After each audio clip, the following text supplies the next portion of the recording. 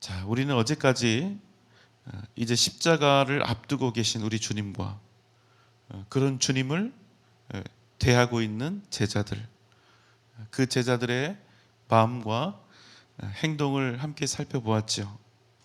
그들의 교만함을 우리가 보았고, 그들이 곧 자행하게 될 배신의 시작을 또한 보았습니다. 이제 곧 주님은 배신당할 것입니다. 이제 주님은 곧 제자들에게 버림받고 홀로 그 십자가의 모진 고난 속에 던져지게 될 것입니다. 어쩌면 여러분, 물리적으로 십자가 위에서 당하는 그 육체적인 고난보다 주님이 당하실, 제자들로부터 당하실 그 배신감이 어쩌면 더 큰 마음의 고난과 고통의 이유가 될 수도 있었을 것입니다. 그런데 여러분, 우리가 좀 유의해서 또 생각해야 될 부분이 있습니다. 우리는 보통 배신당한 사람만 아프고 고통스러울 것이다, 고통스럽다, 이렇게 생각을 하는데요. 그런데 사실은 아닙니다. 배신당한 사람만 상처받고 고통을 당하는 것이 아닙니다. 배신한 사람도 상처를 받고 고통을 당하게 됩니다. 피해자만 상처를 입는 것이 아니라 범죄를 하는 가해자도 상처와 고통을 당하게 된다는 사실입니다. 자신의 양심이 그 무엇보다 무서운 채찍이 되어서 자기 자신을 때리기 때문이죠. 가해자라 할지라도 그가 인간으로서의 기본적인 인격을 가지고 있다면 가해자도 반드시 상처와 고통을 당하게 됩니다. 왜요? 나를 믿고 신뢰했던 누군가를 내가 다치게 했고, 그에게 해를 끼쳤던 그 부끄러움과 수치심은 그 어떤 합리적인 생각으로도 변명으로도 가리거나 지울 수가 없기 때문입니다. 그래서 여러분, 죄를 지으면요, 누군가를 배신하고 누군가에게 상처를 주고 아픔을 주게 되면 그 일이 그 사람의 인생을 또한 망치게 한다는 거예요. 의로우신 하나님, 거룩하신 하나님이 그 일을 또한 가만히 두질 않습니다. 제자들은 이제 곧 주님을 버리고 도망칠 것입니다. 자신들에게 닥쳐올 위험과 고난을 피하고 싶었을 거예요. 그래서 너무 무섭고 두려우니까 그렇게 할 것입니다. 하지만 동시에 그들은 어떤 방법으로도 헤어날 수 없는 스스로 만든 그 지옥에 떨어지고 말 것입니다. 여러분, 어떤 지옥일까요? 내가 하나님의 아들 예수 그리스도를 버렸다. 내가 주님을 저주하며 부인했다. 주님이 무제한 고난을 당하시고 십자가에 달려 죽임을 당하시기까지 나는 아무것도 하지 않았다. 그래서 여러분, 그들이 스스로 만나게 될 그 지옥은 어떤 지옥입니까? 결코 주님 앞에 다시는 부끄럽고 너무나 죄송하고 너무나 수치스러워서 감히 주님 앞에 나아갈 수 없게 되는 그런 지옥입니다. 여러분, 제 말씀 이해하시겠죠? 여러분, 지옥은 무엇입니까? 죽어서 무사람들이 가게 될 활활 타오르는 유황불과 말로는 표현할 수 없는 고통, 그래서 차라리 나를 죽여달라 외칠 수밖에 없는 곳, 여러분, 그곳이 지옥이지요. 예, 맞습니다. 그게 지옥이에요. 그러나 이와 다른 또 다른 지옥이 있다는 것입니다. 주님을 배신한 제자들이 만나게 될 지옥입니다. 도저히 주님 앞에 나아갈 수가 없는 거예요.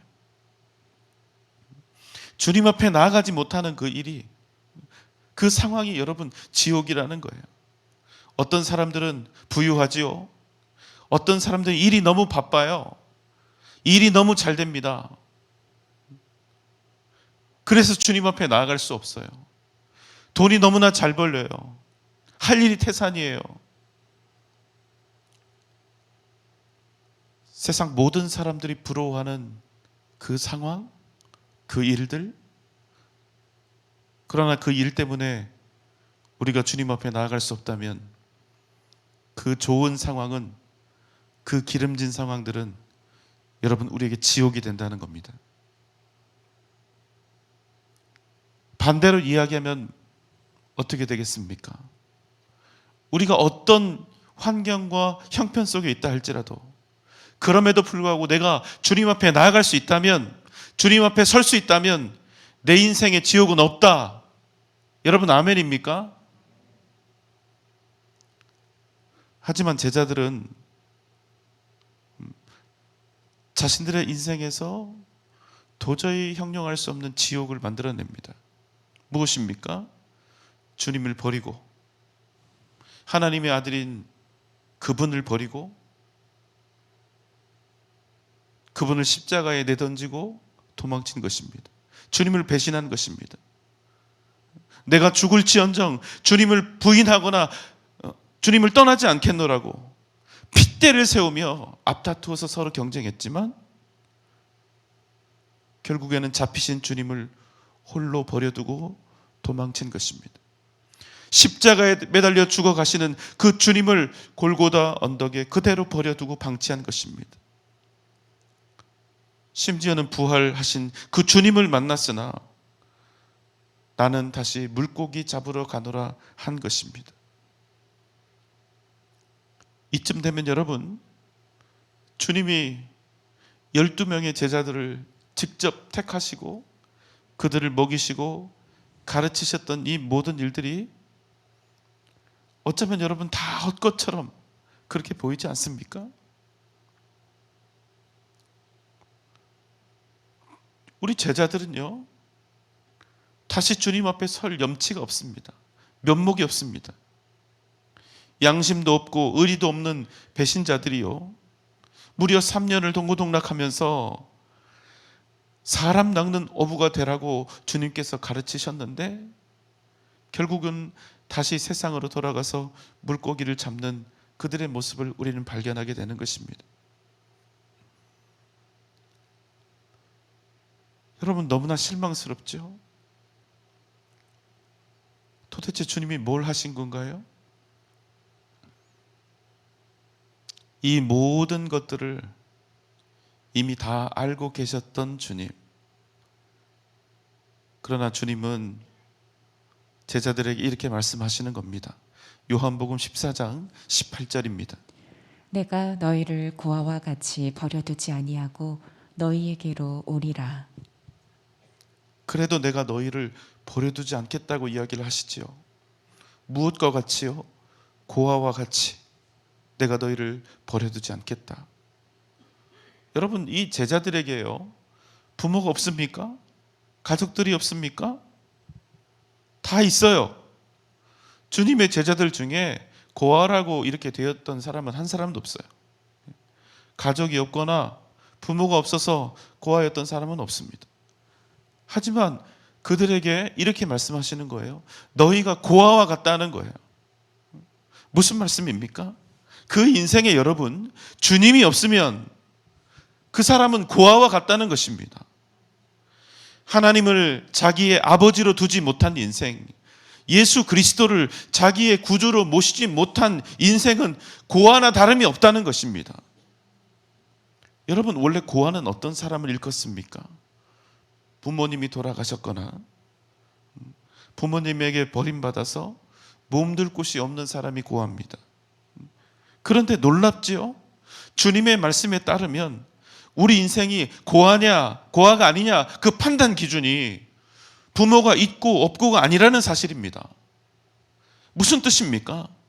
부모가 있어도 주님이 없으면 그 인생은 고아 같은 인생이 될 수밖에 없고, 그 인생에 부모가 없다 할지라도, 부모로서 버림받은 인생이라 할지라도, 그런 불쌍한 인생이라 할지라도 주님이 계시면 그 인생은 더 이상 고아가 아니다, 이런 말씀입니다. 그러니까 여러분, 우리는 절대로 고아가 아닌 거예요. 부모님이 안 계셔도, 부모님께서 돌아가셨어도, 부모님에게 버림을 받아서 너무나 거칠고 불쌍한 인생을 산 듯 그렇게 생각이 되어도 우리는 고아가 아니라는 거예요. 왜요? 우리에게는 영원하신 아버지가 계시기 때문입니다. 여러분 믿습니까? 주님께서는 배신의 상처와 가책으로 이제 앞으로 절망에 빠지게 될, 우리는 도저히 주님 앞에 나아갈 수 없는 그런 대책도 없고 절망적인 인간들이다, 이런 낙심에 빠질 제자들에게 말씀하셨습니다. 그럼에도 내가 너희를 고아처럼 버려두지 않겠다, 내가 다시 너희에게로 올 것이다. 어떻게 해요? 고린도후서 5장 5절입니다.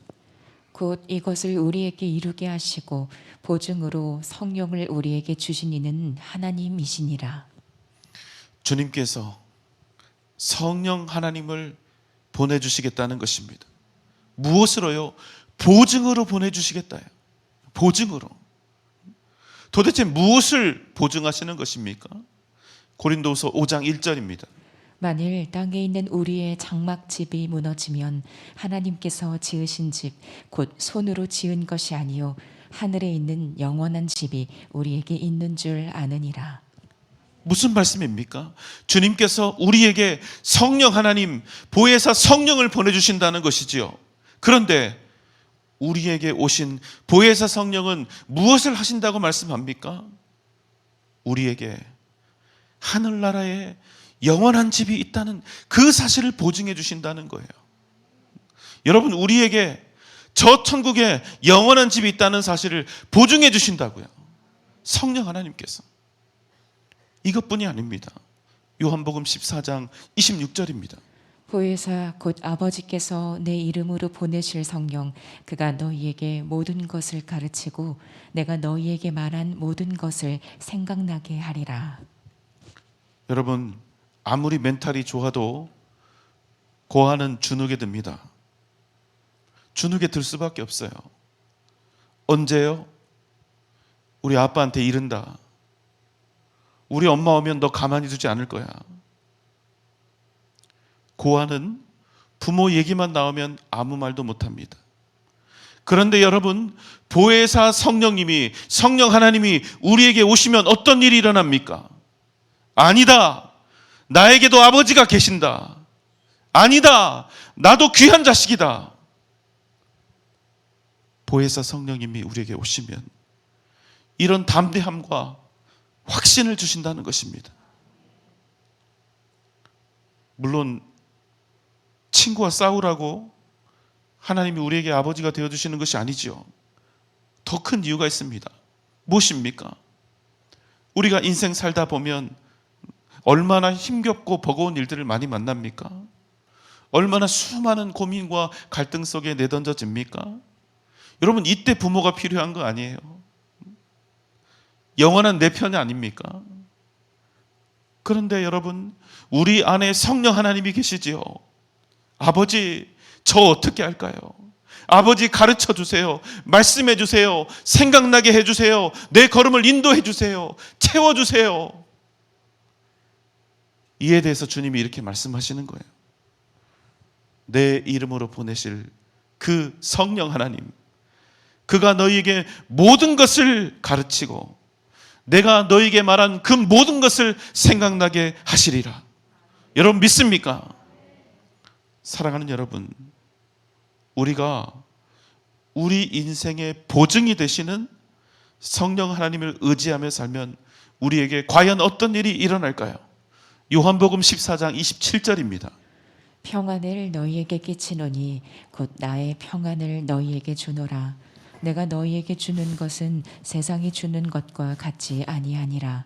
너희는 마음에 근심하지도 말고 두려워하지도 말라. 성령 하나님이 우리의 무엇을 보증해 주고 계십니까? 우리 안에 평안이 넘쳐나게 되는 것입니다. 그런데 이 평안은 세상이 주는 평안과 완전히 차원이 다릅니다. 왜 그렇지요?